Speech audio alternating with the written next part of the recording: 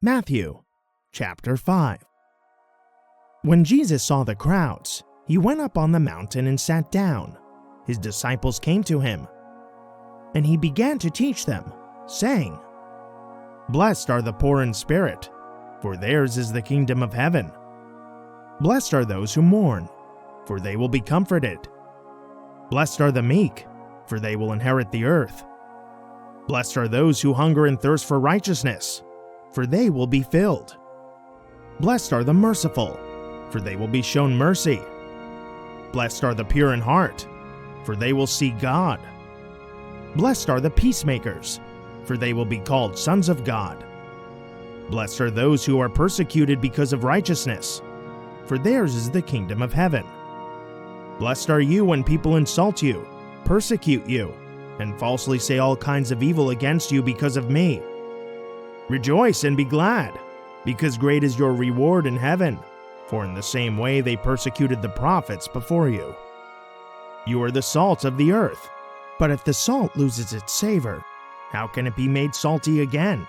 It is no longer good for anything, except to be thrown out and trampled by men. You are the light of the world. The city on a hill cannot be hidden. Neither do people light a lamp and put it under a basket.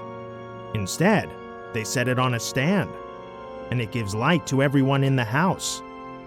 In the same way, let your light shine before men, that they may see your good deeds and glorify your Father in heaven. Do not think that I have come to abolish the law or the prophets. I have not come to abolish them, but to fulfill them. For I tell you truly, until heaven and earth pass away, not a single jot, not a stroke of a pen, will disappear from the law until everything is accomplished. So then, whoever breaks one of the least of these commandments and teaches others to do likewise will be called least in the kingdom of heaven. But whoever practices and teaches them will be called great in the kingdom of heaven. For I tell you that unless your righteousness exceeds that of the scribes and Pharisees, you will never enter the kingdom of heaven. You have heard that it was said to the ancients, 'Do not murder, and anyone who murders will be subject to judgment.' But I tell you that anyone who is angry with his brother will be subject to judgment. Again, anyone who says to his brother, 'Raca,' will be subject to the Sanhedrin, but anyone who says 'You fool,' will be subject to the fire of hell. So if you are offering your gift at the altar, and there remember that your brother has something against you, leave your gift there before the altar. First go and be reconciled to your brother, then come and offer your gift. Reconcile quickly with your adversary, while you are still on the way to court. Otherwise, he may hand you over to the judge, and the judge may hand you over to the officer, and you may be thrown into prison. Truly I tell you, you will not get out until you have paid the last penny. You have heard that it was said, 'Do not commit adultery.' But I tell you that anyone who looks at a woman to lust after her has already committed adultery with her in his heart. If your right eye causes you to sin, gouge it out and throw it away. It is better for you to lose one part of your body than for your whole body to be thrown into hell. And if your right hand causes you to sin, cut it off and throw it away. It is better for you to lose one part of your body than for your whole body to depart into hell.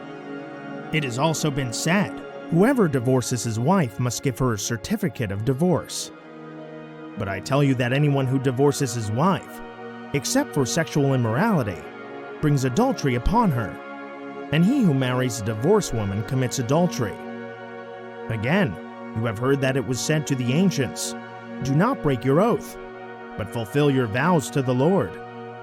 But I tell you not to swear at all, either by heaven, for it is God's throne, or by the earth, for it is his footstool, or by Jerusalem, for it is the city of the great king. Nor should you swear by your head, for you cannot make a single hair white or black. Simply let your yes be yes, and your no, no. Anything more comes from the evil one. You have heard that it was said, 'Eye for eye, and tooth for tooth.' But I tell you not to resist an evil person. If someone slaps you on your right cheek, turn to him the other also. If someone wants to sue you and take your tunic, let him have your cloak as well.